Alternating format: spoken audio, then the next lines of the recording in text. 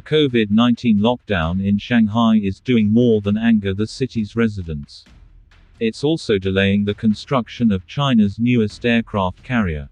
Vital components haven't arrived and shipyard workers have been confined to their homes, quashing plans to unveil the ship earlier in April, according to the South China Morning Post. The People's Liberation Army Navy had been widely expected to launch the new carrier around the Navy's 73rd anniversary, on April 23, said the newspaper. The Type 003 carrier, under construction at the Jiangnan shipyard since 2017, will be the third of China's growing fleet of carriers, and the most advanced. At about 100,000 tons, it will be bigger than the two earlier carriers, the Liaoning and the Shandong, that weigh in at 60,000 to 70,000 tons. More significant is that while the first two carriers are ski-jump designs limited to short takeoff and vertical landing (STOVL) aircraft, the Type 003 will be an American-style flat-deck design equipped with electromagnetic catapults that can launch heavier planes.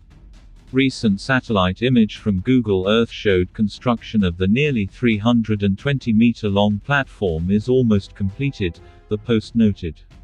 According to the photos, covers have been put over the vessel's three catapults, indicating they are ready, but the two elevators to lift aircraft from the carrier's hangars have not been fitted fully.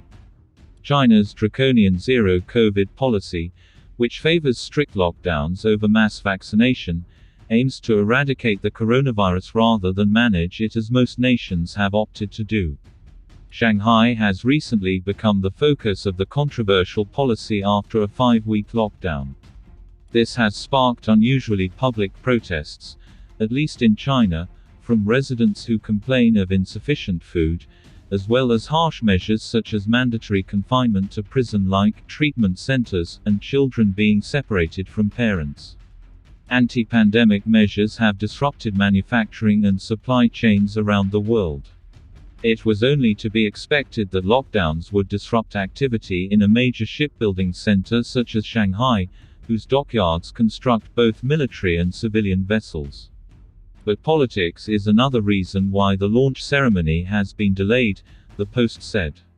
Chinese officials don't want to get sick. A big ceremony needs a lot of people, an unnamed source told the newspaper.